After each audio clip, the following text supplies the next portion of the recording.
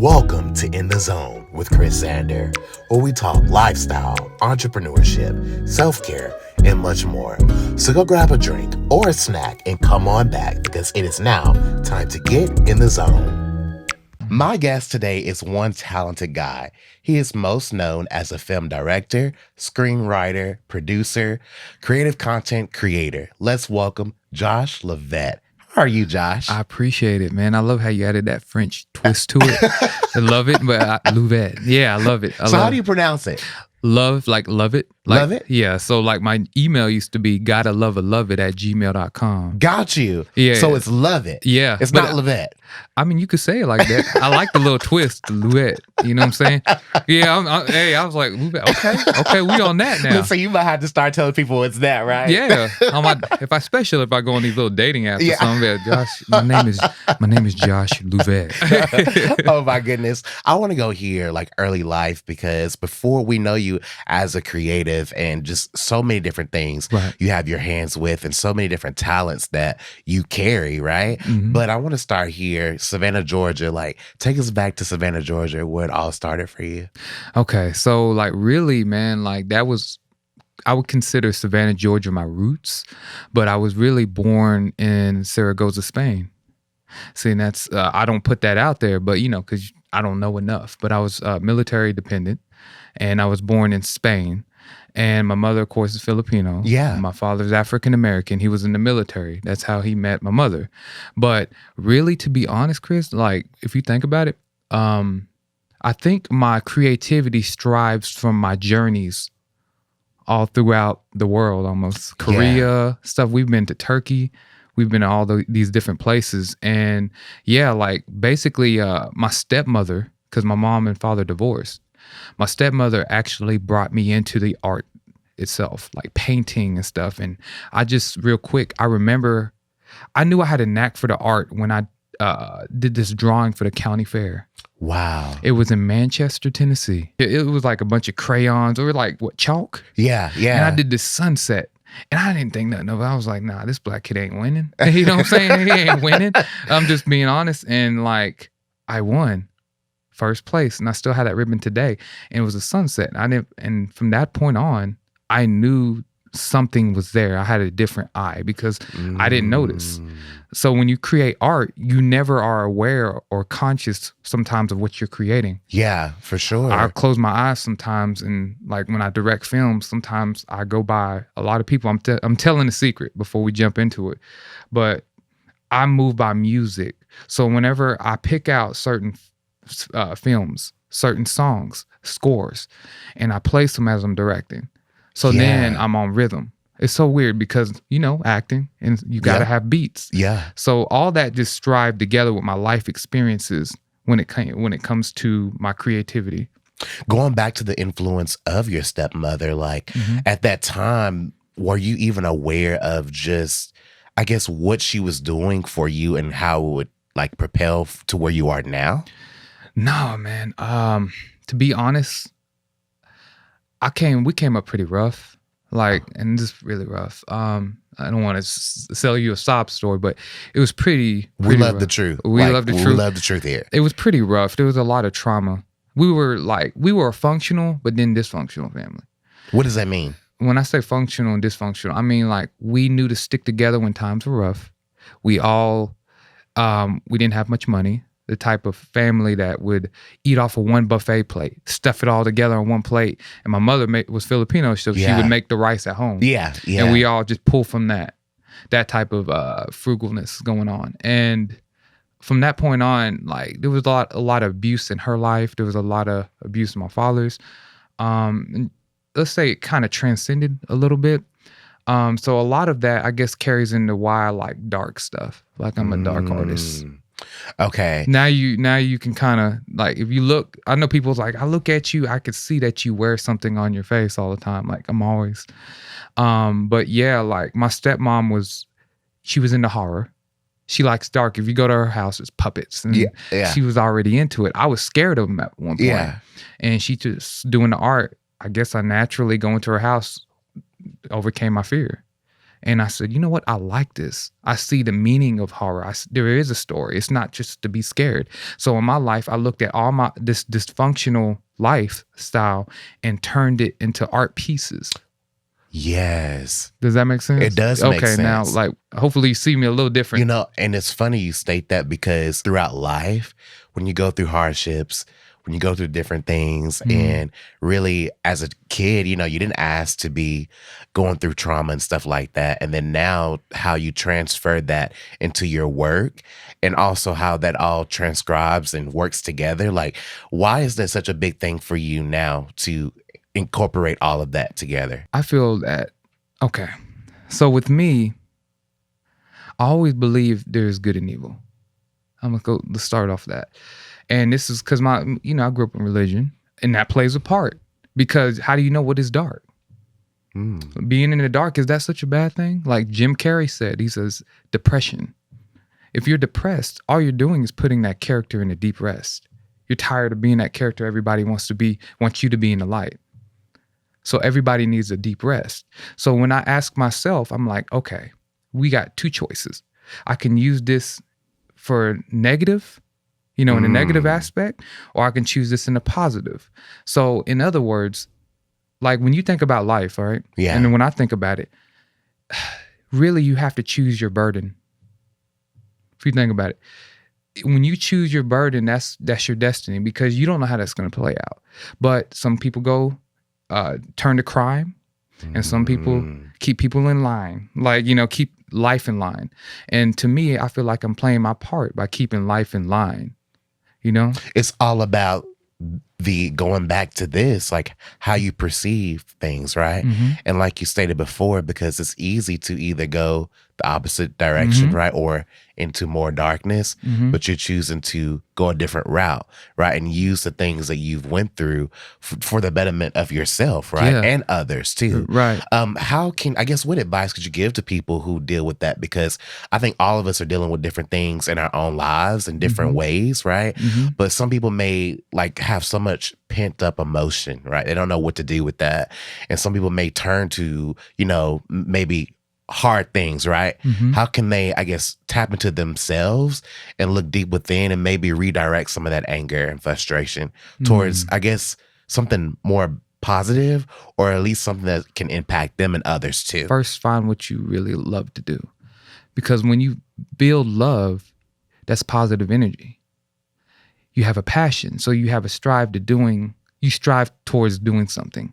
Because if you have no passion, you have no love, you won't move.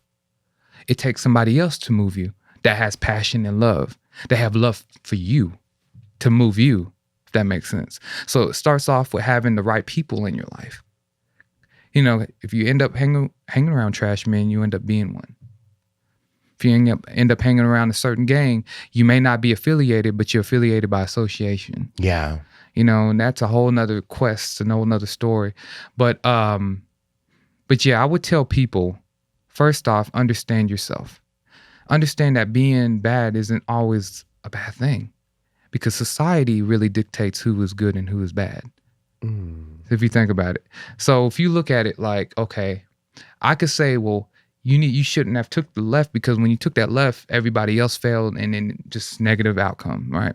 But whenever you took it, it just reversed, because that was your fate. That was your burden. A lot of us don't want to accept the burden, and it kind of, to me, I had to learn to accept my gifts and accept this burden. My life wasn't going to be pretty, and I learned that. I was sheltered a lot in my life. Ooh. Because in Turkey, they had a war going on. So a lot of this traveling, I was sheltered. I created imaginary friends. Yeah. So when you create imaginary friends, I know it sounds crazy, that you start to have a big imagination and a skewed perspective of the world. Yes. You know what I'm saying? So you don't know you kind of create your own reality. Yes. Yes, and that's when you start painting a picture. So for people, I tell them, use that reality that's given to you. You'll eventually, once you reach out to people, sometimes you may not need to change. Sometimes they need to change. It's because who has the greatest mind in today? Who do we look for innovative ideas, right? We look for children, little babies. Because when you think about children, they're so like, they look at a book and they'll just, the way they handle it, you're like, wow. When you look at Apple looks, I love Apple because it's so simple that a child can operate that. And that's what he wanted it to be based off, not like complex like Microsoft. Yeah. But it was like Apple, it was just simple. And when you think about it, the simple things in life are the finer things in life, not the complex. Like when I get a watch, the simple. Why do you think like Roman numerals or regular watches like this are timeless? Is because it's simple. Being simple is not trendy. Being simple is being timeless. Okay, that's a word actually, because essentially you're saying like it's okay to be simple. You don't have to follow the trends of everything and do what everyone else is doing and go the same direction as someone else is going. Figure out what it is you want to do for you and be that and do that. Right. It doesn't have to be like everyone else. Right. So why do you think we do that as people? What is that? I feel that we have trouble accepting our burden. Once again, is because sometimes some people were meant to be kind of bad. And I hate to do this. I'm going to pull this out. We are in the Bible Belt of Tennessee, but I'm not going to go too deep into it. But I'm going to say this. Good and evil, you have to accept both. And when you do, right? Some people say, oh, no, I'm all good. I said, who was Lucifer, right? He was an angel of God. We all knew that. But if you think about it, he was a fallen angel. So he was a part of good. But then at the end of the day is why didn't God destroy him? You know, it's like anybody take an Etch-a-Sketch board and be like, this ain't gonna work. But in the end, he gave us choice. And to me, if he can be forgiven by the creator, that means you could forgive your enemy. If he's dark, he's just dark. I mean, that's it. I mean, Gabriel, you know, people like different angels. There are dark angels. There are white angels. But you need both. It's because I can't see a white angel committing a crime or somebody in the light killing somebody. I mean, I could, but it just doesn't hit right. I'm like, man, you could have set somebody else to do that. You know, like that really is built for that. So really it's using your strengths and accepting them. If you are in the dark and you can see in the shadows, fine. Like if I can't see in the light, like what I'm seeing today, if I'm in a room full of businessmen, I'm in the dark. Like, I'm like, okay, what are your intentions? Because I have to get mine too, you know? And then when you're in the light of good people, you're like, oh God, I don't know how to, oh man, this is too much energy, right? So I'm always trying to find the dark side when I should just accept me. I'm talking about me. I should accept things as they are. It's because that helps move me, because that's love and passion. They're showing me, hey, I still love you. Like God, you don't hate the devil. I still love you. So I'm going to let you coexist and be you. And that's how I look at life. I'm like Chris, if you're wearing dark every day, you know, goth, and you want to be that. I know it now. I'm just saying, if you do that, I've always gotten along with both parties. And I was the blending factor. It was like, wow. Got you. So you were able, okay. Yeah. Does it make sense? Like, so I was already built to be a communicator, like of both worlds. And I feel both. And when you can accept that, you can accept life. And that's what I'm saying. You will understand more and more your purpose, is because things are not always, people don't start out the greatest. So I want to talk about your film career. You have collaborated with TV networks such as ESPN, ABC. Can you talk about these experiences and what you learned from them and how you still apply what you learned from that experience? A lot of those experiences have been from Middle Tennessee State University. Yeah. Because they do a lot of the games and the basketball games. Which is where you went to school too, yes, right? That's where I went to school. So Blue Raiders. Go Blue Raiders. You know what I'm saying? I'm representing the blue even though I'm in this wine. I'm still Blue Raider. You know what I'm saying? Oh my goodness. Yeah. But yeah, a lot of things I never had an interest at first in TV. It's crazy. I just wanted to be the best version of myself. I was trying to figure out my purpose. And what I've learned is that this experience has evolved my way of communicating. So now I have skills in TV. TV is operated differently than film. Absolutely. Lighting, everything, you know, 1:1 ratios and television shows, all that stuff. And camera movement. And I learned that, like, I try to keep things. Basically, TV allows you, especially when I'm a big filmmaker. Yeah. It allows you to let the moment happen. Because as filmmakers, we're like, cut, lighting. Oh God. Like we're always like this.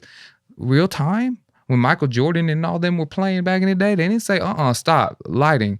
They maybe stop when the floor is sweaty. Yeah. You know what I'm saying? Yeah. But we're talking about like, it taught me to operate in real time more effectively. Because to me, there's a lot of pressure. Because that one gig, you're talking about millions of people watching you direct this. Yes. No cuts. Yeah. No post-production. Just, it is what it is. Post-production occurs after people have seen it. That's scary. It is scary, but I don't know, maybe because of my background, I feel like it's natural and it just feels like, so what?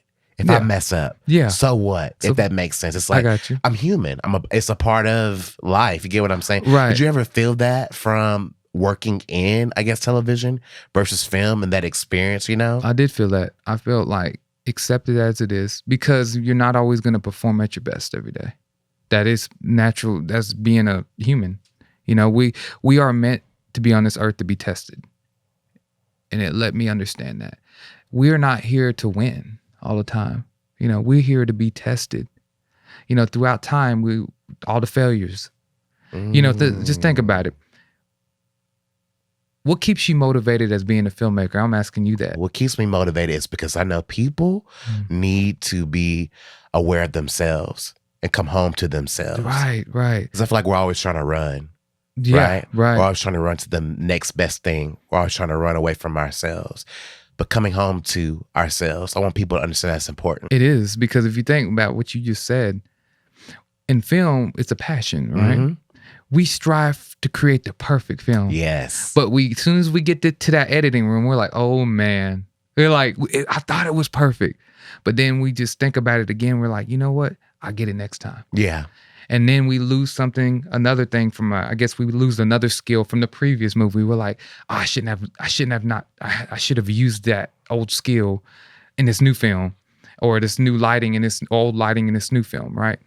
But in the end, it's striving to create the perfect image, the perfect message that can progress throughout time, that can transcend throughout time. So like you said, you go back and you want people to really listen, really communicate with themselves. Yeah. Yes, because like you said, you asked me about being in a dark place. Once you accept yourself, and like I said, accountability is number one. And America fails at that. I'm going to say that. America fails at accountability. Accountability is number one issue. Not funding, not debt, not student loans, which I'm dying in them right now. Oh my goodness. But accountability. When we can accept our mistakes, right, we can then accept being great. Because if I don't understand like my mistakes, it's like, how can I teach you to be a better you? Absolutely. Well, my energy may, like my dad said, whatever you do, son, it may not hurt you right now, but it's hurting somebody else. Yeah. On our journey. Absolutely. And I think that's another reason why I do what I do, because people don't understand what you do as an individual. Like you said, it impacts someone else behind you. Yes. And especially when there's people in line in your bloodline. I look at my bloodline often and I get disappointed. Me too. Because no one, in my opinion, except for a select few, saw the impact. Same here. And not just for themselves, but those behind them. Everyone thinks about themselves. Right. You know what I mean? Right. Yeah, so, yeah. And now, speaking on that, to bridge off of that, I told my father at one point, I said, sometimes I look at my family, like Facebook page and stuff, and I felt ashamed at times of men. Because I'm like, women, nudity, food. And I'm like, come on, guys. Like, is this our legacy? You know what I'm saying? I don't care. Like, talk about us being the next doctors, making the next cure. You know what I'm saying? Yeah. Let's talk about like being actors, and instead of hyping up Lil Wayne. Yeah. Like hype up one of our family. Yeah. Little Lovett, I don't know. Hype up, you know, like something like, I'm like, we over here hyping up other people. And I'm like, we have the same potential. They came from the bottom and now they're here. And I told somebody, I said, you know, building a legacy to me is more important than just having kids. Yeah. You know what I'm saying? Absolutely. Absolutely. Yeah. because everybody says, your legacy, like me, I'm not choosing. That's me. You know what I'm saying? Sorry, ladies, but that's me. I'm just being honest. Is because I'm still accepting my burden. It took me, I'm 35. It took me 33 years to accept that. Now I'm at a point to where I feel free at accepting who I am and expressing it. Yeah. This year has been really tough for me. Like a lot of people, like ever since the last time we've met, Yeah. I lost my car, which is me and my grandmother built, and she was like the most, like, how can I say, I was more connected. Yeah. She was that real mother figure that's like dysfunctional, but you kept everything functional. Like she kept me in my mind sane. Yeah. And maybe she was a Gemini too, like me. So you're a Gemini? Yeah. Oh my goodness. It's a whole different world. Right. So it's a whole different world. Well, right. So like I lost that, man. Like throughout life, I had to sit there. I went through this depression, right? And like I lost the car and I was like, I had to sell it because it wasn't getting fixed. And that was something that encouraged, that really motivated me to go back to Savannah, because there was a time where I went back. And then my grandmother was kind of raising me a little bit. And this is as an adult. I was working as a corrections officer. So that's a whole nother, story. But basically I lost this car. It was a famous car. It was a Nissan Skyline. It was Paul Walker's old car. And before, I was like, I'm gonna meet him before he dies, and guess what? He died.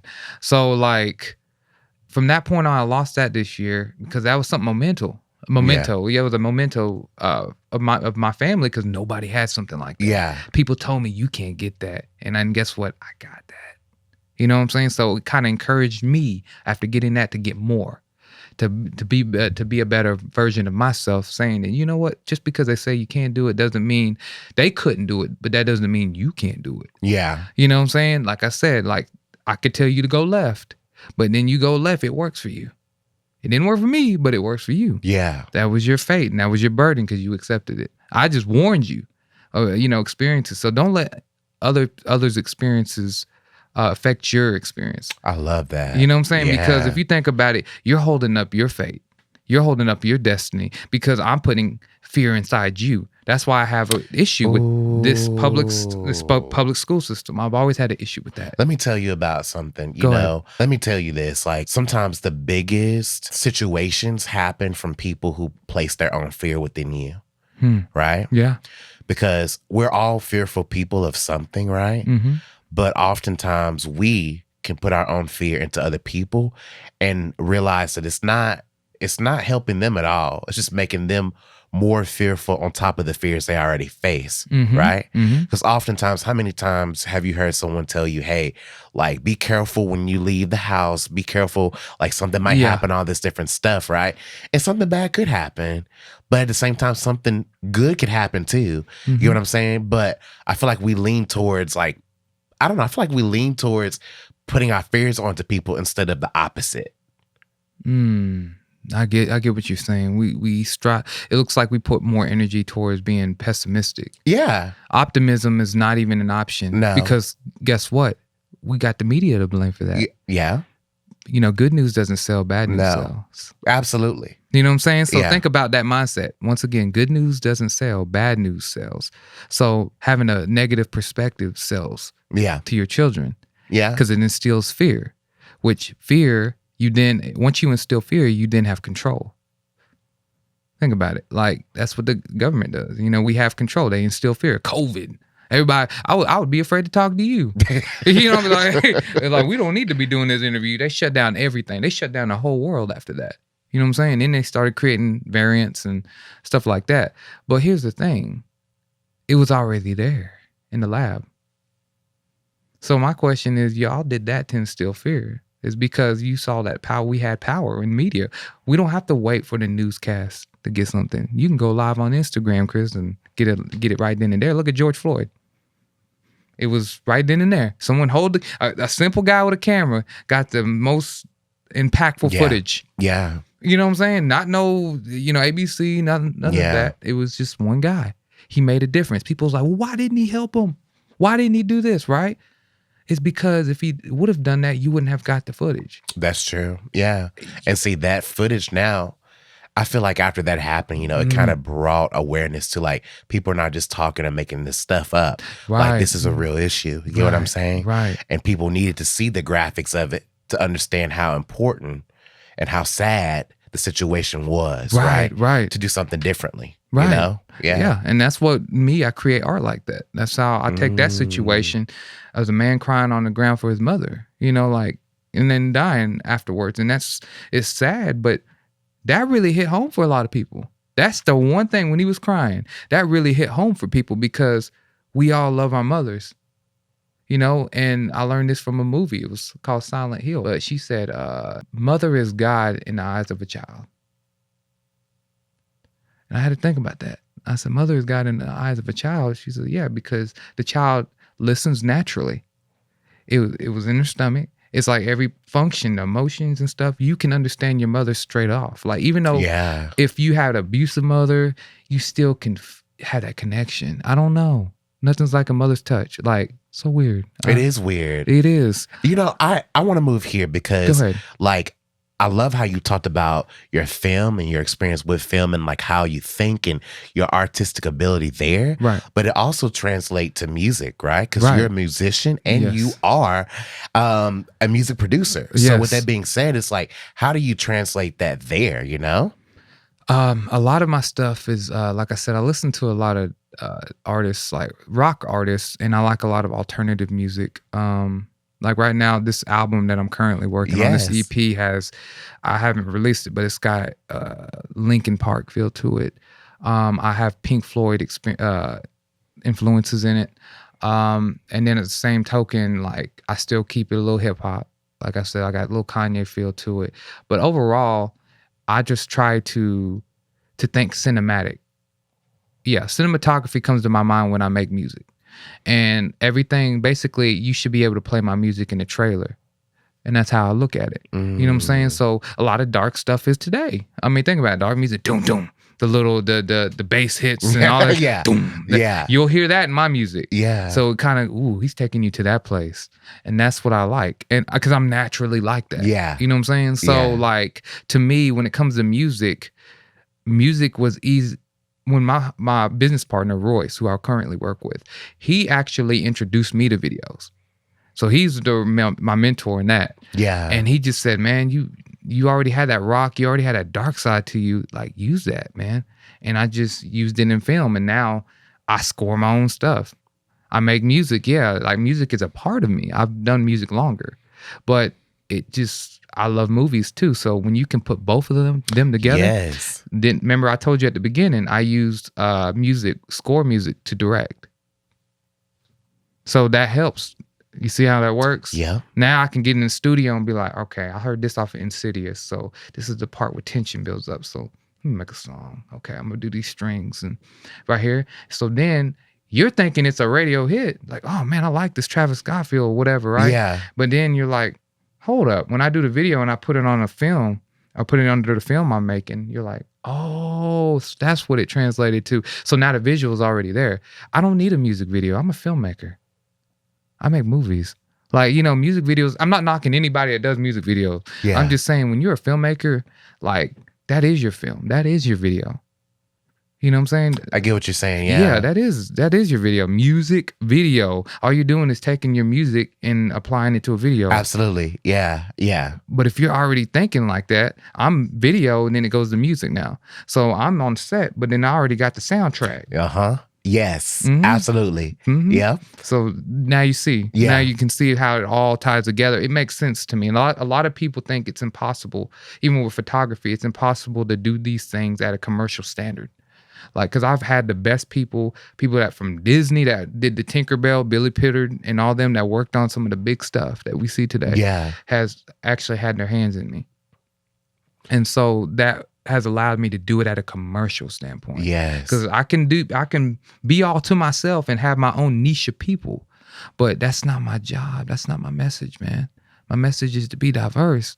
I had all these experiences from traveling all over the world, learning different languages, different things, and hanging out with people like that. Wow. So you have like a different perspective on life. Yeah. As you're aware, we're in Nashville.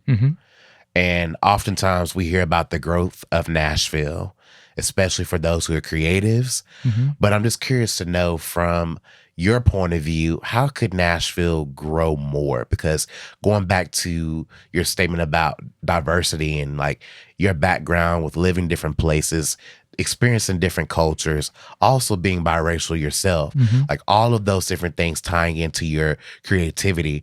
What ways do you feel like Nashville could be better with creativity and diversity? Take the keys from the gatekeepers. Take the keys from the gatekeepers. I'm going to say that again. It's because they hold our fate when it comes to diversity and having a diverse way of communicating. In other words, I'm going to say this. A guy told me, he's like, man, why don't we unify? A white guy. Let's be honest. He said, why don't we unify, man? We have the same social issues. You know, we're living in poverty. I said, it's not. It's not the same. You know what I'm saying? Because there's always a certain privilege. There's always different things. I'm throwing that out there. But you have to look at it like this. Let us handle our own problems and let us get credit for our own music and come out, right? Just like Batman held Gotham City, Superman held Metropolis, Aquaman held Atlantis, right? They come together when someone's coming to affect all of it. That's when we step together. But I handle my city, you handle your music, I handle my culture, you handle yours. And that's the problem. We always all want to unify. Sometimes when you unify, you forget the root of the problem. Think about it. You go through life, right? You go through these standards that we set in society, right? Sometimes you're living up to those standards. And I was talking to another brother of mine. We're trying to build a community center for Black leaders and for the Black community. He said, sometimes, Josh, I feel like an imposter. I said, like imposter syndrome, that we are being someone else that we truly aren't. It's because people have allowed us not to accept that. They'll accept us. And I think Nashville has a problem with that, because I think if R&B happens to come out, we have a good R&B artist. We've seen it. I feel that they're like, well, he's got to do some type of collab with a country artist. I'm like, can he not just be R&B? I get exactly what you're saying. You know what Can I'm he just be himself? Why does it have to translate to horror? And in films, horror films, like we're in the Bible Belt, right? Horror films, evil. Okay, but at the same token, like Evil Dead was filmed here in Adams, Tennessee. Like a lot of people don't know that. The Bell Witch Cave? Yep, the Bell Witch Cave. That too. Like in the Evil Dead cabin, the original one Sam Raimi did, was here. They tore it down, but I'm like, yo, that's a big thing today. But then when you think about it, it just doesn't get praised. It's because we might destroy the whole Bible Belt aura that we have. But it's art, man. It's just telling the dark side of the story. You read Revelations, so you might as well not read that then. You might as well just skip over. I'm not going to read that. But at the end of the day, it's like, once again, it's accepting both sides.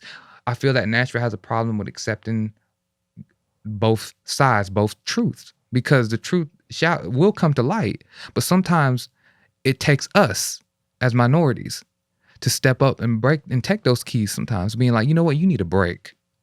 Okay. Because think about it. If you never get breaks, you create a pattern of not seeing things. After a while, you're just going to be unaware because you're just stuck in this pattern. So the key is someone needs to take the keys and break the pattern. And once you're able to break the pattern, you're able to introduce new patterns, new ways of actually expanding the city. Okay. That makes sense. So it's because, think about it, that's all it lacks is someone taking the keys and saying, hey, man, take a break.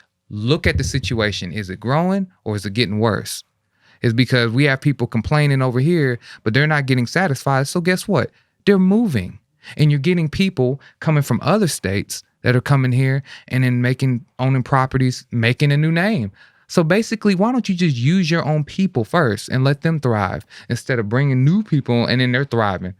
I learned that from my HOA, because I'm like, every time I have a problem, they don't even stay here. They're in Pennsylvania. So I'm like, wow, so you don't even know what's going on. You don't even care. But the people here don't stand up enough to take the positions. Certain people take the positions to make a difference in their own setting. They just give up. We've been oppressed so long to where we just, it's a part of life. And that's how I run this podcast too. I learned that. That's why I had to say, we are a Southern Black podcast. Yes. I actually want to talk about your podcast. Yes. It's called Clean Cut Conversations. So clean messages cut to the point. Okay.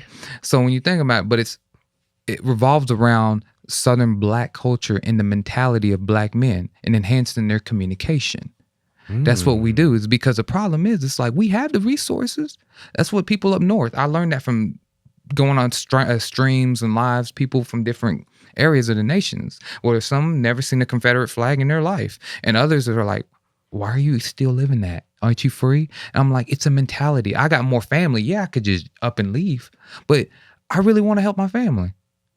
You know what I'm saying? And like sometimes I know you can't help them. I know like you can't help everyone, but in the end, my podcast is about enhancing their minds and learning their abilities and learning the tools, because we can have the tools all day. We do. We have the land, we have the property, we have all this, but we're not taking in consideration on how can we elevate ourselves in our community.